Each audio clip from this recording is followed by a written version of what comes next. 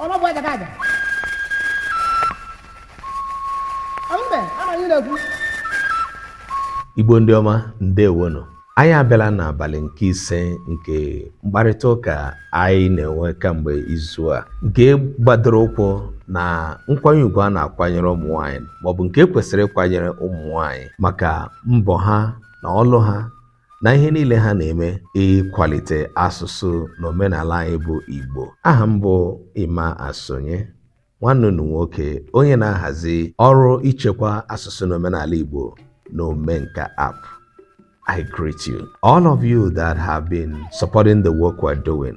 Ana m ekele unu. I'm so grateful that I have the opportunity of sharing some of my knowledge, my training, my learnings over the years with you in regard to the preservation of our language and culture. Ekele dịrị unu niile, karịchasị ụmụ nwaanyị Igbo ndị na-eso akwalite asụsụ na omenala Igbo n'ụwa anyị. Ama m niilela onyonyo nke mbụ, nke abụọ na nke atọ na nke anọ ya nke anyị wepụtara unu n'izu a. Mkparịta ụka anyị taa nke bụ abalị ise nke izu a ka anyị na-ekwu ihe gbasara ịkwanyere ụmụ nwaanyị ugwu. Agaji m ileba anya na oke na ọrụ ụmụ nwaanyị ugbu a. Ile anya na mkparịta ụka m niile, ana m na-ekwu ka o si adị ma ọ bụ ka o kwesịrị ịdị si na mgbe gboo, ka o si adị na oge omenala mgbe tupu ndị ọcha abịa, tupu nsogbu niile nke ọchịchị ndị ọcha wetara anyị, omenala Igbo dịka o kwesịrị ịdị.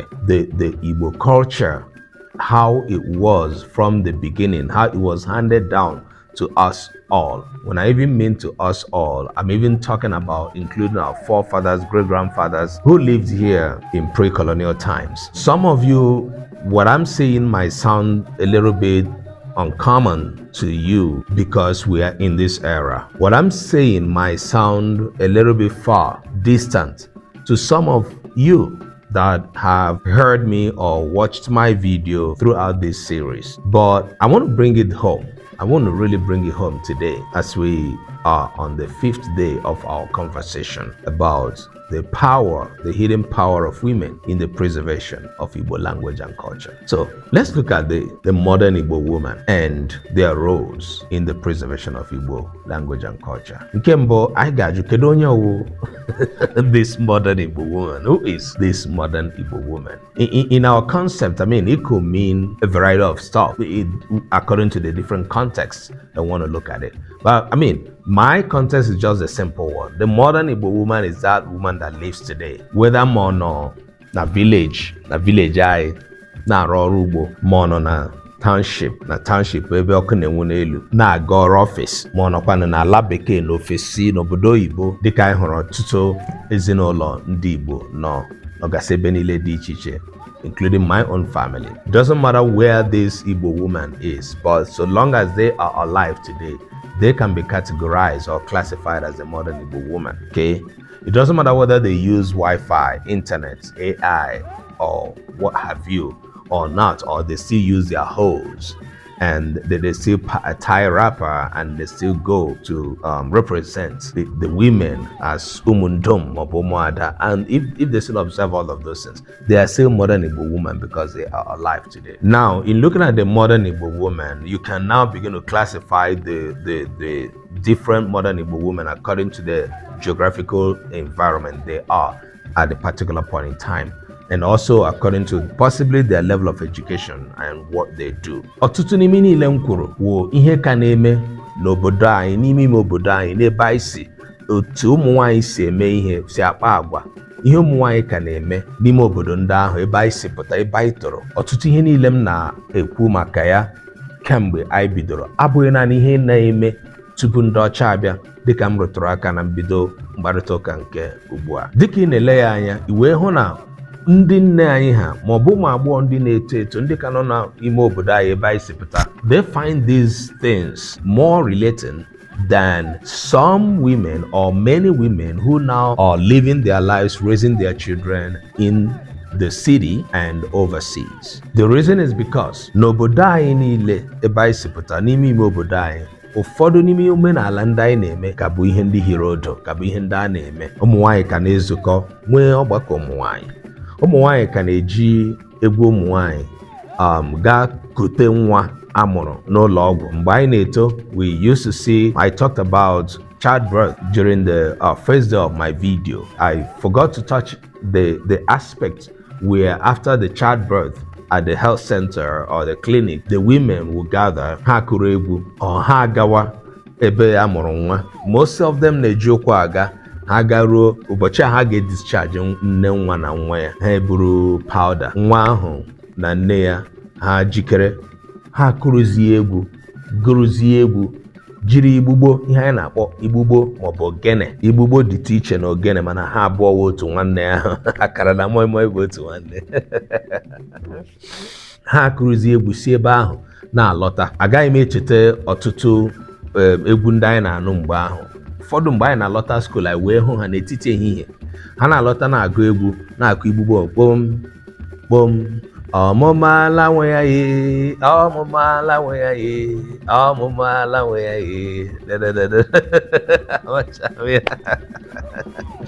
There are so many songs that they sang, or they still do sing. I don't know if they still do this, they still do this, and that are touching the importance of nwa, uru nwa bara uru na nka, and all of those. So they bring out all this. The rich culture expressed in this language is enormous, and so they will now bring the mother and the baby back home, but along the way, hana lota onye obala ha hụrụ, ha hunye ya powder n'aka, gite powder nwa anaghị ajụ. Powder nwa bụ ọ dịghị ka powder ndị ọzọ. Ọ powder a na-ete iji nabata nwa amụrụ n'obodo. Ihe a niile nwe nke gbasara ụmụ nwoke. Ụmụ nwaanyị ya nwa mere, dịka otu nwanne m nwoke so n'ihe a na-eme lere onyonyo ndị anyị megasara, yo chetara m si, dede ikwube ilu a ndị Igbo na-atụ sị, ugwu wu nkwe nwaanyị ji mụta ibe ya. Ugwu wu nkwe maọbụ nkwe ya nwaanyị ji mụta ibe ya. Ilu a dabara na ihe a ụmụ nwaanyị na-eme iji gaa chịkọta onwe ha ọnụ, gaa kụrụ egwu, kulata nwa na nne ya, ma ọ mụrụ nwoke ma ọ mụrụ nwaanyị. Ọ bụghị ihe anyị na-ekwu.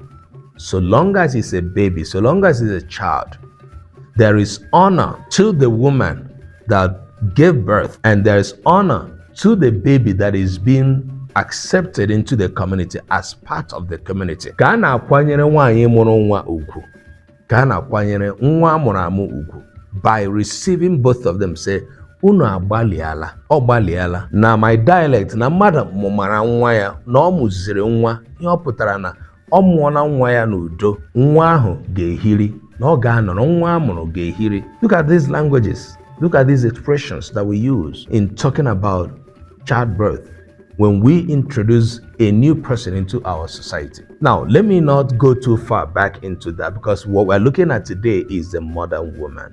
Kedu oke na ọrụ dịrị nwaanyị Igbo ugbu a, nwaanyị Igbo nke taa, ịkwalite asụsụ na omenala Igbo? What are the roles, the expected roles? We have seen today's nwaanyị Igbo is found in the village and also in the town. But I want to talk about these nwaanyị Igbo, ụmụ nwaanyị Igbo, that are found in the city and are found overseas.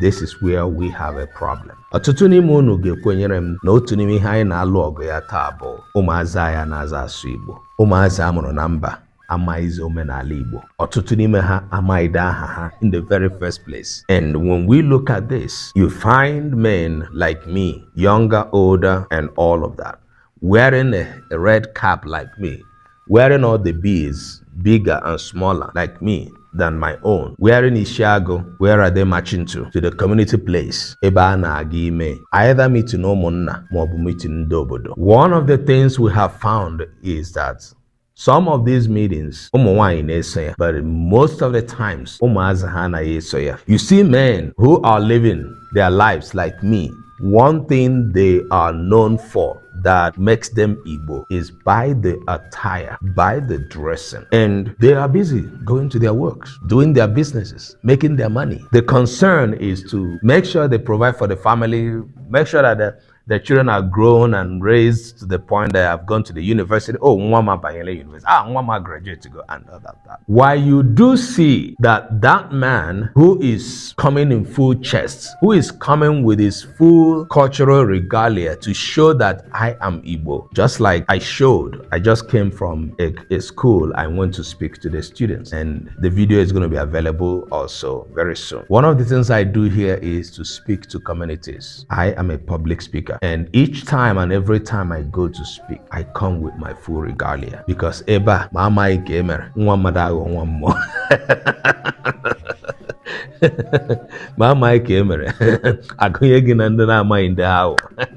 Identity is so important. That is why some of Umunna they wonder maybe why is it that ndị nọ n'obodo Igbo na-aka ahụtakarị onwe ha ikwu okwu ihe gbasara mkpa ọ dị ichekwa asụsụ na omenala anyị? The truth about it is that when you travel, you will learn more. You will know more about the need to preserve your identity. You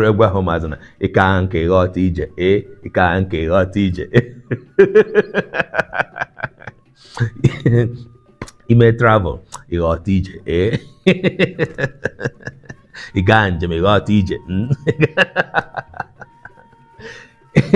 That is very important. Now, I am not in any way discussing the men.